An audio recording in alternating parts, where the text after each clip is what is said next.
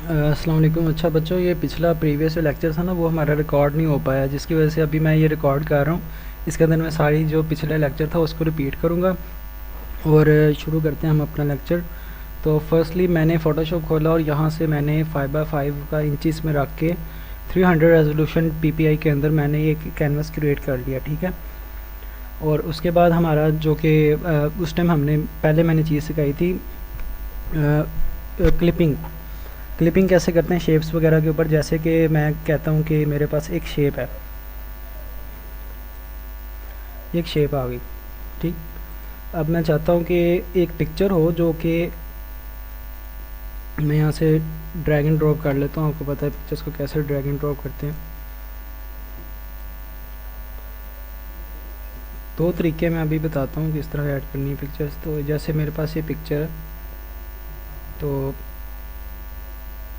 हो गई। अच्छा, ये पिक्चर है, मैं चाहता हूँ कि ये पिक्चर इस शेप के अंदर अंदर नज़र आए। जैसे मैं इसे यहाँ पे इस तरह इसके अंदर एडजस्ट कर दूँ ताकि ये सोफ़ा एक सर्कल के अंदर नज़र आ सके और एक डेकोरेशन, एक अच्छी चीज़ मेरे सामने ना बन के आए। तो उसके लिए हम करते क्या है कि उसके लिए एक ऑप्शन होता है फ़ोटोशॉप के अंदर, प्रॉपर्टीज़ होती हैं जिसके अंदर से हमने सेलेक्ट करना है क्लिपिंग मास्क। उसको करना किस तरह कि हमने पहले सबसे पहले जो शेप है जिसके अंदर लाना है, इसको मैं ज़रा ऑफ़ कर रहा हूँ इसकी आई। इसके अंदर मैं उस शेप उस पिक्चर को लेके आना चाहता हूँ। तो मैं करूँगा ये कि पहले उस पिक्चर को मैं लेके जाऊँगा उसकी लेयर को उस शेप के ऊपर, जिस तरह आप देख सकते हैं मैं इसको इसके ऊपर ले आया हूँ। अब इसके बाद हम इस पर करेंगे राइट क्लिक।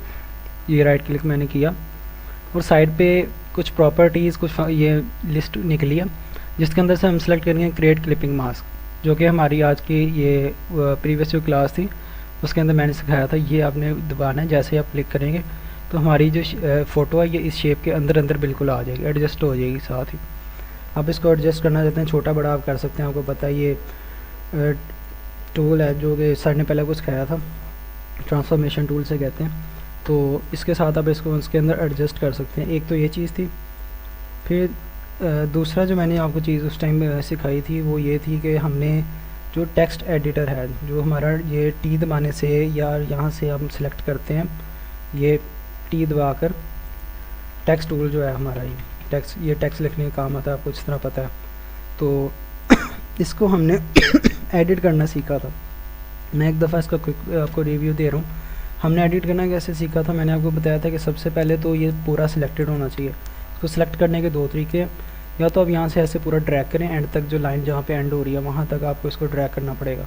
अगर आप ये एक्सर्शन नहीं चाहते तो आपने सिंपल किसी भी जगह पे क्लिक करके CTRL जैसे कंट्रोल में कहूँगा और साथ ए दबा देना और ये पूरे का पूरा सिलेक्ट हो जाएगा। अच्छा, इसको सिलेक्ट करने के बाद हमारे पास ये ऊपर आप देख सकते हैं कुछ लिमिटेड ऑप्शंस हैं। जैसे यहाँ से मैं इसका फ़ॉन्ट चेंज कर सकता हूँ, जैसे मुझे कोई और फ़ॉन्ट पसंद है, मुझे ये फ़ॉन्ट पसंद नहीं है। उसके अलावा मैं इसके यहाँ पे ऑप्शन हो सकते हैं जो कि इस फ़ॉन्ट के अंदर अवेलेबल नहीं है, बोल्ड करने के, स्मूथ करने के, मुख्तलिफ़ किस्म के। और उसका हम यहाँ से साइज़ को एडजस्ट कर सकते हैं, छोटा बड़ा कर सकते हैं जिस तरह हम चाहते हैं, जितना हमें कैनवस के ऊपर चाहिए वो। और तीसरा भी तकरीबन ऐसा ही है, लेकिन ये बाउंड्री से करता है, ये अंदर से उसकी डेप्थ से नहीं करता। तो ये आपने यहाँ से जिस तरह मैंने सेलेक्ट कर लिया सॉलिड, ठीक है। लेकिन ये लिमिटेड ऑप्शंस हैं, ये सिर्फ हमारे यहाँ पे 4 ऑप्शंस हमें नज़र आ रहे हैं। ये जस्टिफिकेशन, ये तो अलाइनमेंट है इसकी, ये आपको पता है। जैसे मैं इसे इस तरफ कर देता हूँ तो जैसे मैं एंटर दबाऊँगा ना तो ये इस तरफ से शुरू होगा। लेकिन अब मैं अगर इसको ये ख़त्म करके एक नया टेक्स्ट कुछ भी मैं लिख रहा हूँ, मैं एंटर दबाता हूँ तो ये मिडल में रहेगा जो हमारी टेक्स्ट है। एक मैं इसे लेके जा रहा हूँ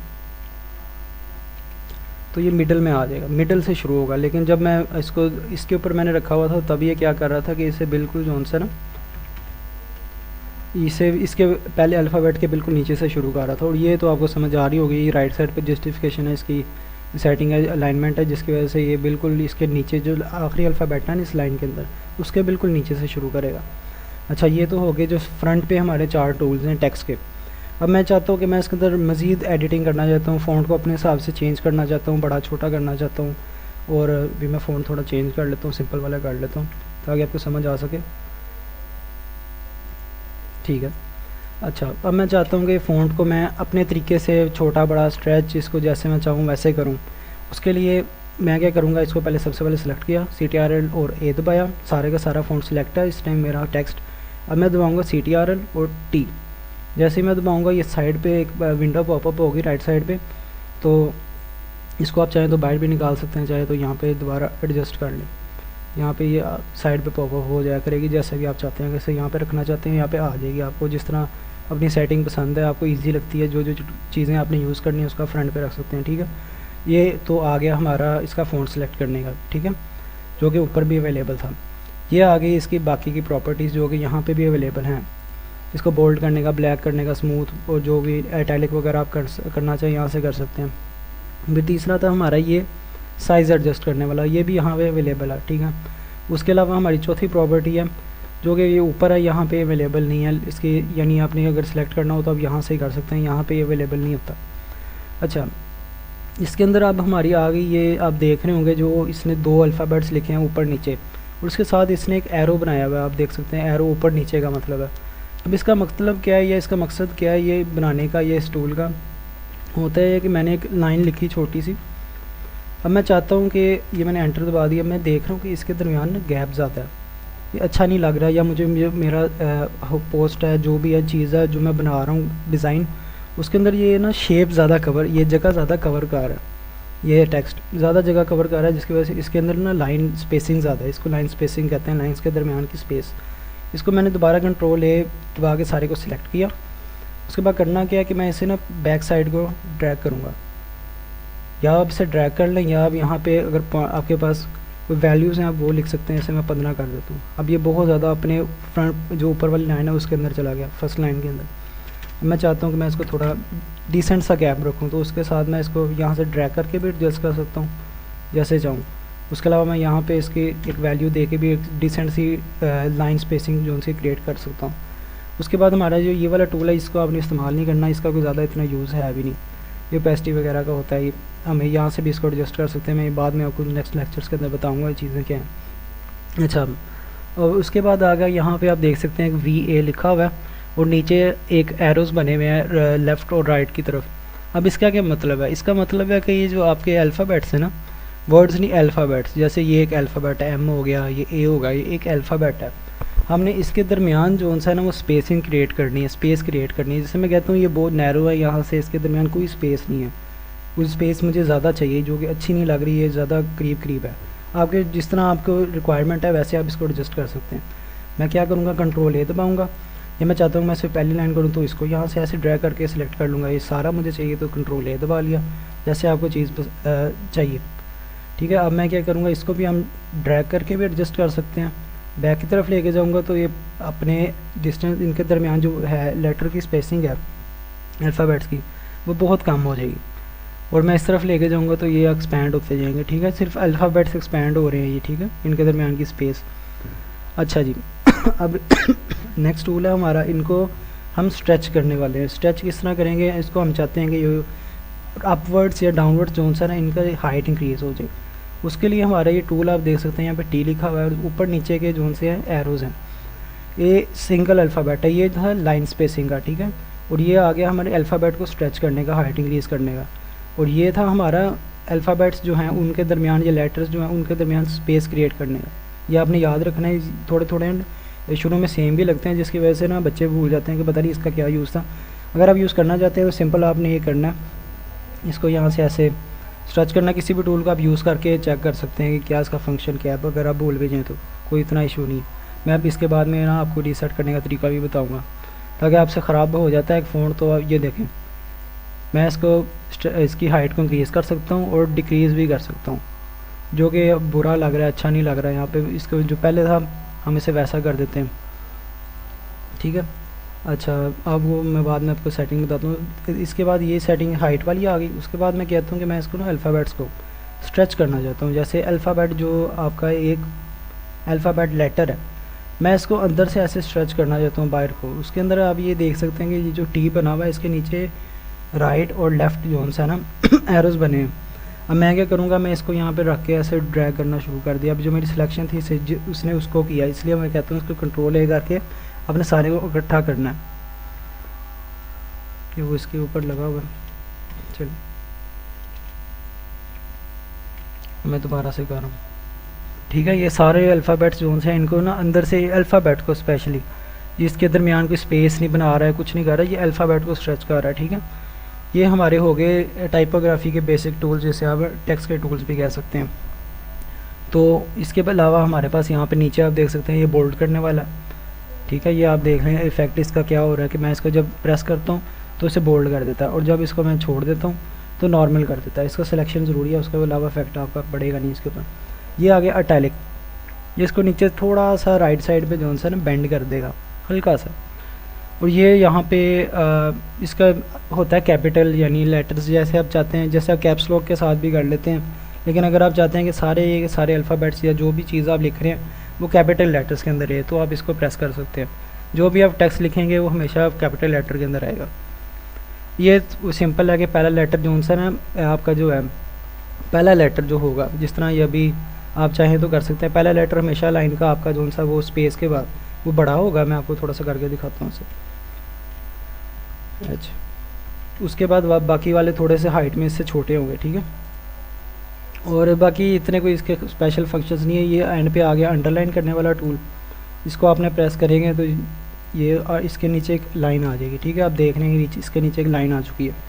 उसके अलावा आप जो आखिरी हमारा यहाँ पे है वो ये है, इसको आप सिंपली क्लिक करें तो इसको आप देख सकते हैं इसने डिलीट का या इसको सब्ट्रैक्ट ऊपर एक लाइन डाल दी इसके अंदर, इसको हम डिलीट भी कहते हैं, यानी करना चाहें कट करना चाहें। अच्छा जी, अब आप कहते हैं कि जी मैंने फ़ॉन्ट का बेड़ा गर्क कर लिया, अब मैं इसको दोबारा जैसे पहले था वैसे का वैसे रीसेट करना चाहता हूँ, सारी वैल्यूज़ को चेंज करना चाहता हूँ, जैसे पहले थी डिफ़ॉल्ट पे लेके जाना चाहता हूँ। उसके लिए आप क्या करेंगे, जो 3 डॉट है ना इन पर आपने क्लिक करना है, और ये नीचे आपको थर्ड जो नंबर पे ना ये नीचे से थर्ड नंबर पे नज़र आ रहा होगा रीसेट करेक्टर, आपने इसको क्लिक करना है। तो ये जैसे पहले था फ़ॉन्ट ये सेम टू सेम वैसे का वैसे हो जाएगा। ठीक है, ये चीज़ समझ आ गई। अच्छा, उसके अलावा मैं आपको क्लिपिंग मास्क जो करवा रहा था वो था उसका टेक्स्ट का। पहले तो हमने किया ये एक शेप का। ठीक है, शेप का हमने क्लिपिंग मास्क किया था, ये मैं आपको 1 मिनट दिखा दूँ। ये शेप थी। ठीक है, 1 मिनट मैं इसको ज़रा ऊपर कर लूँ। ये था शेप का क्लिपिंग मास्क। अब हम करेंगे टेक्स्ट का क्लिपिंग मास्क। सेम यही प्रोसीजर है, कोई फ़र्क नहीं है इसके अंदर, कोई ऐसी चीज़ नहीं, रॉकेट साइंस नहीं है। आप सिंपल एक टेक्स्ट सेलेक्ट करना है, उसको बड़ा करना है जैसे भी आपको चाहिए। ठीक है, इसको मैं यहाँ से थोड़ा कर रहा हूँ बड़ा, इसकी वैल्यू इंक्रीज़ कर रहा हूँ। क्या यहाँ से आप ड्रैग भी कर सकते हैं बड़ा करने के लिए, मैंने ड्रैग कर दिया। अब मैं इसको यहाँ से बोल्ड कर देता हूँ थोड़ा सा। ठीक है, अब मैं इसको इसके ऊपर लेके आ रहा हूँ। अब मैं क्या चाहता हूँ, ये जो पीछे पिक्चर है ना ये वाली, ये इस टेक्स्ट के अंदर अंदर आ जाए। ठीक है, जैसे मैंने एक ग्रुप के अंदर पिक्चर भी भेजी थी वैसे करना चाहता हूँ। ठीक है, तो उसमें क्या करेंगे कि हम इस पिक्चर को जिस तरह मैंने पहले किया था उस शेप के ऊपर लेके गया था, सेम उसी तरह मैं इस पिक्चर को इस टेक्स्ट के ऊपर ले जाऊँगा। इसकी ओपेसिटी कम करके दिखाता हूँ, टेक्स्ट नीचे हो गया नहीं। ठीक है, तो ये चीज़ करके मैं सिंपल इसके ऊपर फिर से राइट क्लिक करूँगा और यहाँ पे क्रिएट क्लिपिंग मास्क, इसको मैं क्लिक कर दूँगा तो फिर से जैसे पहले वो शेप के साथ हुआ था वैसे सेम टेक्स्ट के साथ हुआ है कि सारी की सारी जो पिक्चर है ये इस टेक्स्ट के अंदर अंदर आ गई। ठीक है, और यहाँ पे अब आपकी असाइनमेंट्स जो थी वो ये थी, एक तो आपने ये चीज़ बनानी है, और ये सिर्फ अगर आप चाहें तो इसको एडजस्ट करके ना, जैसे यहाँ पे स्पेस है थोड़ी टेक्स्ट के अंदर, ये मैं इसको सिलेक्ट किया, इसके अंदर में आना अपने टाइपोग्राफी के टूल्स के साथ थोड़ा सा इसके साथ छेड़खानी करके क्रीप करके ज़रा एक लंबी सी लाइन बना के पूरा पैराग्राफ बनाएं तो वो और अच्छी बात है। नहीं तो आपने थोड़ी सी टेक्स्ट के साथ छेड़खानी भी करनी है यहाँ से। और रीसेट का मैंने आपको बताया कैसे करना है, वो यहाँ से ला के रीसेट करैक्टर आपने दोबारा से दबा देना, जैसे भी गड़बड़ हो जाए कोई मसला नहीं।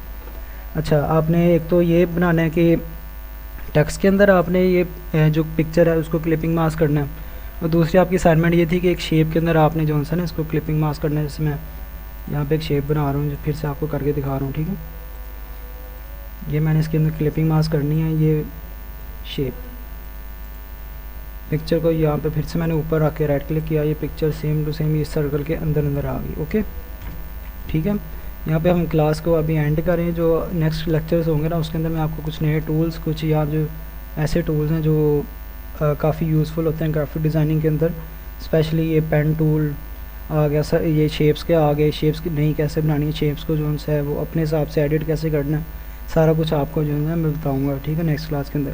तो यहाँ पे मैं अपनी क्लास एंड कर रहे हैं। आपने इन चीज़ों की असाइनमेंट लाजमी बनानी है। ये तो आपने जो है ना शेप वाला, ये 5 शेप्स बना के लेफ़्ट साइड पे आप बना लें, राइट साइड पे उसके यहाँ पे आगे प्रॉपर्टीज़ लिखनी है टेक्स्ट के साथ, ठीक है।